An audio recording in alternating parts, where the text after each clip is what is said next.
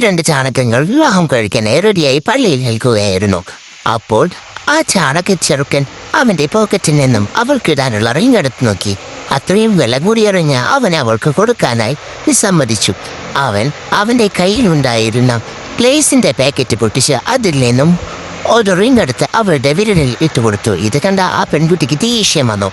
അങ്ങനെ വിവാഹ ചടങ്ങുകളെല്ലാം കഴിഞ്ഞ് അവളുടെ അച്ഛനും അമ്മയും അവൾക്ക് ബൈ പറഞ്ഞ് അവിടെ നിന്നും കാറിൽ കയറിപ്പോയി. അങ്ങനെ അവർ രണ്ടുപേരും വീട്ടിലേക്ക് പോവാനായി കാറിൽ കയറുമെന്ന് ആ ചാണക പെൺകുട്ടി വിചാരിച്ചു. പക്ഷെ അവൻ നേരെ പോയത് ഒരു ബസ്സിലേക്കാണ്. സത്യത്തിൽ ഈ ചാണക ചെറുക്കൻ ഒരു പിശുക്കൻ തന്നെയാണ്.